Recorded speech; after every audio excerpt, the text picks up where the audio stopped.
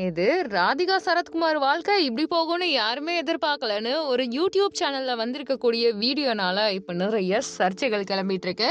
என்னன்றத இந்த வீடியோல தெரிஞ்சுக்கலாம். அதாவது ராதிகா சரத்குமார் அவர்களும் பாத்தீங்கன்னா 500 கோடி ரூபாய்க்கு கஷ்டப்பட்டு வீடு கட்டியிருக்காங்கன்னும், அந்த வீடு பயங்கரமா இருக்கும். சொல்லப்போனா 15 வேலையாட்கள் இருப்பாங்க அந்த வீட்டுக்கு மட்டும். பூட்டுறது திறக்கிறது மெயின்டெனன்ஸ் எல்லாமே ரொம்ப இருக்கும் அப்படின்ற மாதிரி சொல்லிட்டு இருந்தாங்க. திடீர்னு என்ன பிரச்சனைன்னு தெரியல. 2 பேருமே அந்த வீட்ட விட்டுட்டு, தனியா இப்ப அபார்ட்மெண்ட்ல தங்கியிருக்காங்கன்ற மாதிரியான ஒரு விஷயம் பயங்கர வைரல் ஆயிட்டு இருக்கு.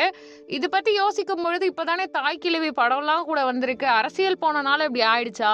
அப்படி இல்லன்னா ராதிகா அவர்களுடைய நிலைமை சரிஞ்சிருச்சா? அவங்க பெரிய குடும்பமாச்சே, புள்ளைங்க எல்லாம் அவங்கள கைவிட்டுட்டாங்களா? இத்தனை கேள்விகள் மக்கள் மத்தியில வந்துகிட்டே இருக்கு. இதுக்கான பதில் யார்கிட்ட இருக்கும்? எப்படி இருக்கும்? எதுவா இருக்கும்? அப்படின்னு பாத்தீங்கன்னா நமக்கு குழப்பம் தான் மிஞ்சுது. ஏன்னா ராதிகா சரத்குமார் அவர்கள் இதுக்கு எந்த பதிலுமே சொல்லல. ஆனா சரத்குமார் அவர்கள் சர்க்காஸ்டிக்கா ஒரு விஷயம் சொல்லியிருக்காரு. 500 கோடி ரூபாய் வீடு என்கிட்ட இருந்துச்சுன்னா அந்த வீட்டை வச்சுட்டு நான் ஜாலியா இருப்பேன்ல, நான் ஏன் நடிக்க வரேன்? முக்கியமான விஷயம் என்னன்னா அந்த பேங்க்ல அது சம்பந்தமான விஷயங்கள் எல்லாம் வச்சு நான் சம்பாதிச்சு நிம்மதியா இருப்பேனே, எனக்கு ஏன் நடிப்புன்ற ஒரு வேலை தேவைப்படுது அப்படின்னு பேசியிருப்பாரு. அதாவது உண்மை என்னன்னா, எங்க வீட்டை விட்டு நாங்க வெளியில இருக்கிறதுக்கு ரீசன் அங்க ரெனோவேஷன் ஒர்க் எல்லாம் போயிட்டு இருக்கு. அதனால மட்டும்தான் இப்ப நாங்க அபார்ட்மெண்ட்ல தங்கியிருக்கோமே தவிர வேற எந்த சூழ்நிலையும் இல்ல. 500 கோடி ரூபாய்க்கெல்லாம் வீடு கட்டுற அளவுக்கு நான் பெரிய வஸ்ததெல்லாம் கிடையாது. நார்மல் ஆக்டர் ஃப்ரம் இந்தியா அப்படின்னு ஜாலியா சர்க்காஸ்டிக்கா அவர் பேசியிருப்பாரு.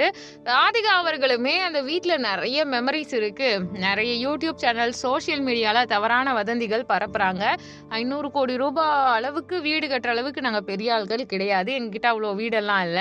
இருக்கக்கூடிய எங்களுடைய அழகான பங்களா இப்ப ரெனோவேஷன் ஒர்க் இருக்கனால நாங்க வெளியில தங்கி இருக்கோம். மத்தபடி வேற எதுவுமே இல்லைன்னு அவங்க தரப்புல ஓப்பனா அந்த ஸ்டேட்மெண்ட்டை வெளியில விட்டுருக்காங்க. ஆரம்பத்துல நிறைய பேருக்கு இல்ல இவங்க உண்மையா அப்படிலாம் இல்ல, அவங்க ஹாப்பியா இருக்காங்க, பெரிய பணக்காரவங்க, தேவையே இல்லாம இவங்களா கற்பனையில ஏதோ சொல்லிட்டு இருக்காங்கன்ற மாதிரி பேசினாலுமே உண்மை வேற ஒண்ணா இருக்கு. தோனி எஃப்எம் 91.2 கேட்டுட்டு இருக்கீங்க.